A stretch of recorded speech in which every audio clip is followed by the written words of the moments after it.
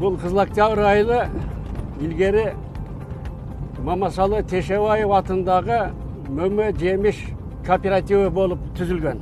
Бұл мөмө жемішке ыңғайлашылған жерде. Ошоға эмесе рельефи тура келет.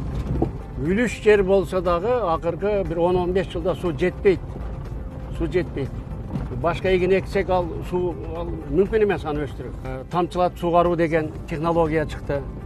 Ошо тамчылатып суғаруны қолданып бақ кылууну чечкенбиз. Бұл жер биздин үлүш жер. Ошо 5 гектардан 2 гектарын бақ кылдык. Мына бақ. Анан бұл жерде дагы 2,5-3 гектарга жакын жер бар. Аны дагы келечекте бақ кылсак болот. Пока мына арпа егилип турат. Акыркы жылдары бұл жерге суу проблема болду да. Себеби айылдын этеги баары үлүш болуп кеткендиктен бұл жерге суга суу келбей калды. Ошондуктан моундай тамчылатып сугаруу ыкмасын колдонуп, могу жерге бак жасадык. Бұл жерге суу наркы беттен 450 метр жерден булактан суу тартылат. Мына жер толтурулат. Мына бассейн атайын ошол программанын күчү менен курулган. 120 тонна суу батат бул жерге. Bir заправка кылганыбыз bir азырынча бак жашта 2 жол суарганга жетет. 2 жол, 3 жол суарганга. Кийин бак чоңойгондо бул жетпей калат.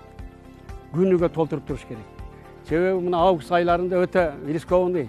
Может, жактан суу келбей калса, мага өтө чоң риск болот. Мына ол жерде 120 тонна суу запасы бар.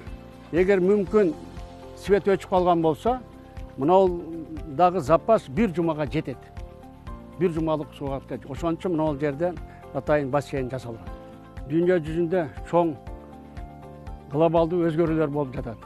Ошонун бирөөсү, мисалы үчүн мына жылуулук болуп, продукциялардын өндүрүү көлөмү улам барган сайын азайып жатат. Көртүраштар алма бак мөмөгө кирип баштады. Мына ар бир алмада 15-20дан, кээ бирөөсүнө 50-60тан мөмө байлады. Ушундай жол менен түшүмдү көбөйтүп, мына базарга сатабызбы, же сыртка жакынкы башка кошуна өлкөлөргө чыгарабызбы, жакшы бир келеш алса болот.